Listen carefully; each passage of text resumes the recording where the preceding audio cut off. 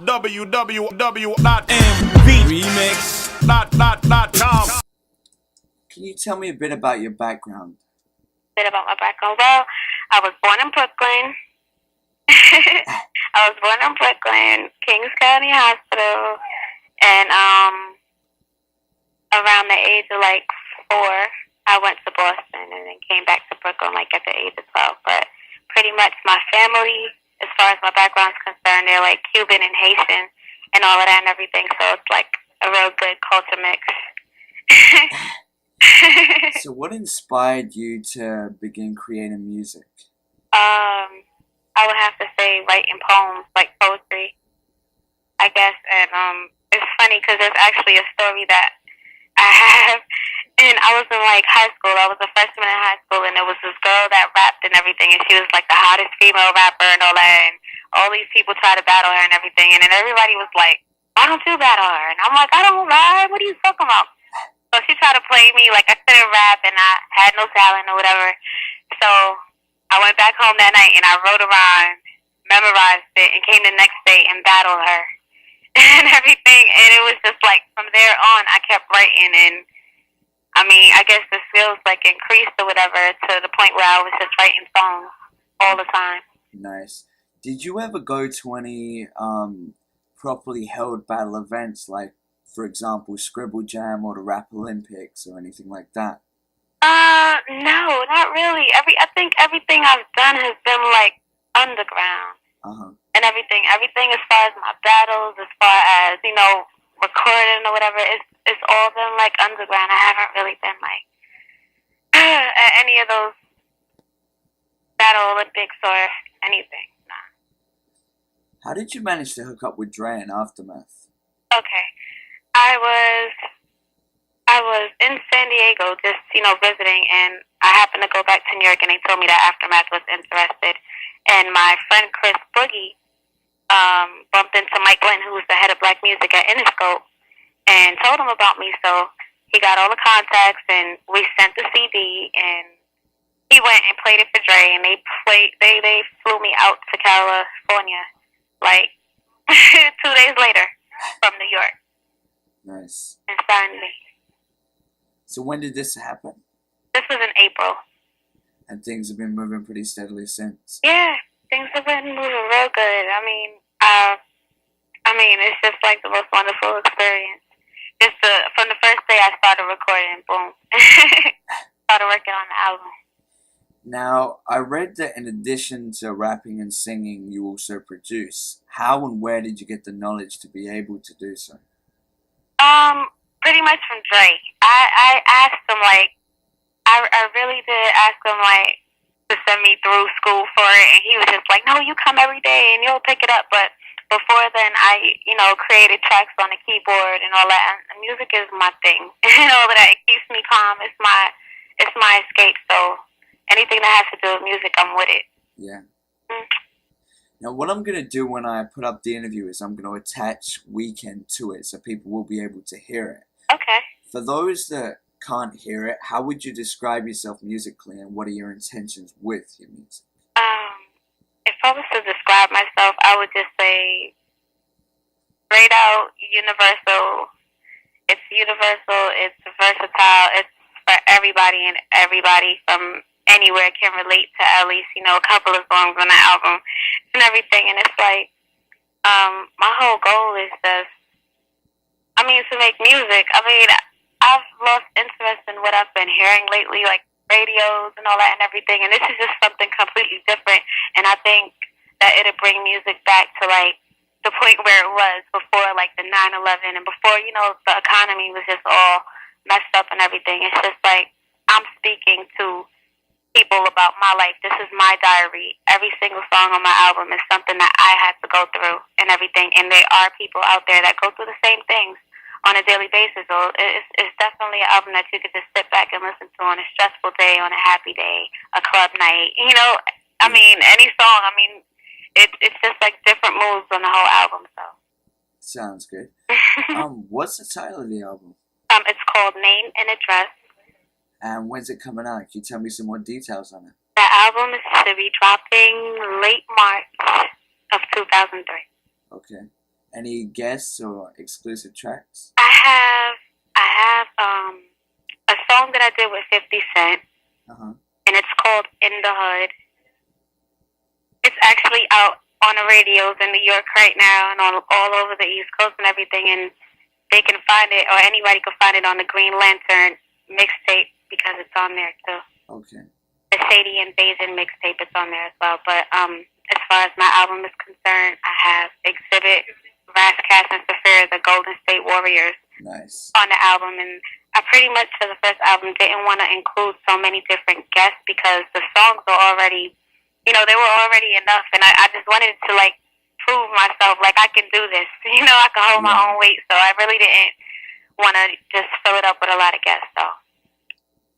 Now, obviously, when more exposure is given to you, when things become bigger, you're going to be compared to people. What are your thoughts on, and I'm going to list a variety of artists, and I want you to tell me what you think of them. Firstly, Ashanti. Oh, you had to ask me that. Has to be done. All right. I have no idea. I mean, it really doesn't grab my interest, so I really don't know what to say about that. It really didn't grab my interest. What about Foxy Brown? Foxy Brown, I respect her as a female artist. I respect all female artists for just being a female. It's very hard in this game, but at the same time, it's I don't know. I just think that, she was hot before. I wouldn't listen to her stuff now. Mm-hmm. To tell you the truth, I really wouldn't. What about Lil Kim? Lil Kim, I love Lil Kim. I'm not into what she's doing now as far as the music is concerned, the recent album that she's getting ready to put out and everything. But Lil Kim, I would kind of say is one of my influences, because it was just weird at 13 when the Queen Bitch album came out, and she was just real hot and everything. She was just flowing like any one of the guys and everything, and I was just always considered to be just a real tomboy, so I could relate to every song, and that was my jam, and she was the shit. So I love Lil Kim. I give her props. Nice. Have you heard much of Miss Jade? I have her album. I purchase everybody's album. I have Ashanti's album. I have Foxy's album. I still buy them because they're females, and I support artists. But I liked a couple of songs on her album. I really think it's different, but at the same time, I think it's another Missy. Okay. Everything. So she's talented. She's talented. And finally, the one they refer to as the baddest bitch, Trina. Trina. Yeah. Okay.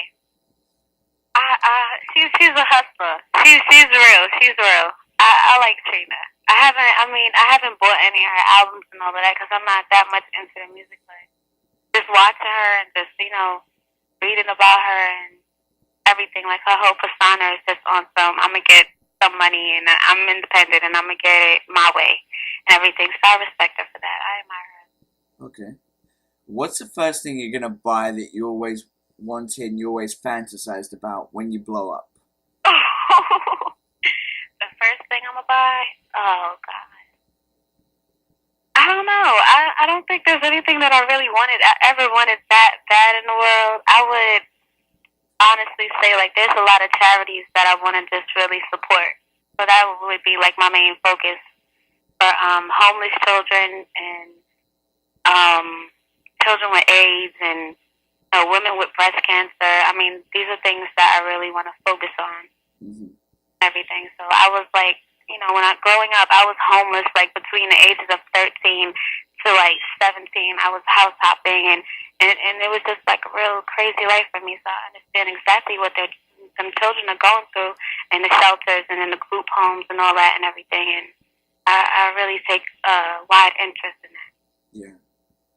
In your opinion, when you look at things, is a glass half full or half empty?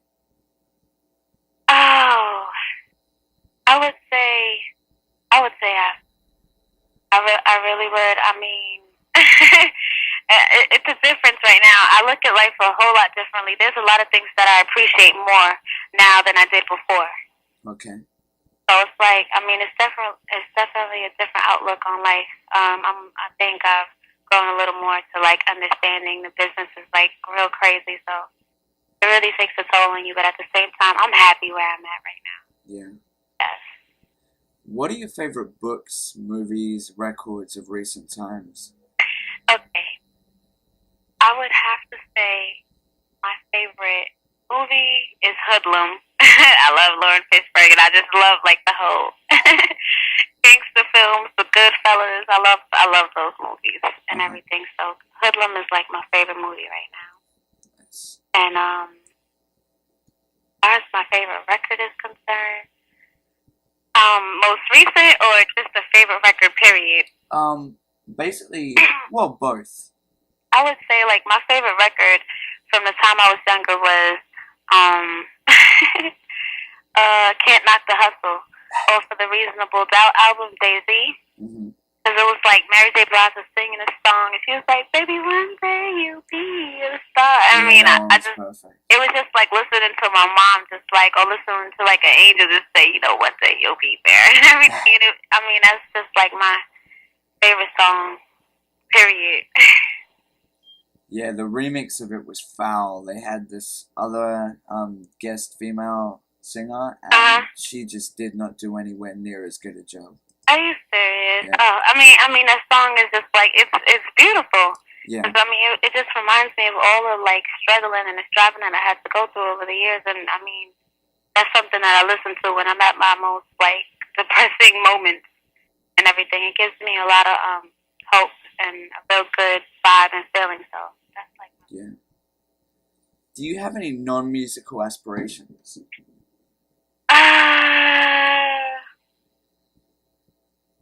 You have to explain to me what you mean. For example, would you like to get into writing of a different sort, like scripts, or maybe getting into acting, or? Well, I'm working on a script now, and I'm basing it like around my life as far as like the homeless thing is concerned, but I didn't want to make it too much of like an urban film. I wanted to make it a film for everybody. Okay. So I'm working on that, and I told Dre about it, so he supports me 100% behind it, and I will be submitting the script like the summer of 2003. Nice. And as far as writing for other artists and writing music and everything, I'm working on some songs for Macy Gray. I'm working on some songs for Bilal and everything, so it's like, I mean, yeah, I really take interest in writing for other artists because there's certain ways that I look at other artists and they might sing a certain song, but I might perceive them to be another way. And the way I see it, it might work for them, and it could be like platinum or something. And Dre's upcoming album, I actually wrote a song for him. I wrote his verses, his rhymes, and I wrote the hook, and I sung the hook and everything. So, yeah, I do take interest in writing. Nice. 2003, what does it hold for Brooklyn? Oh, it's over. 2003.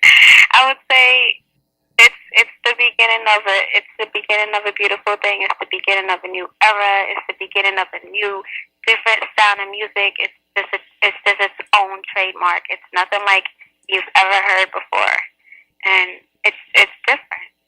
Nice. Are there any last words you'd like to put to your potential fans that are going to be reading this?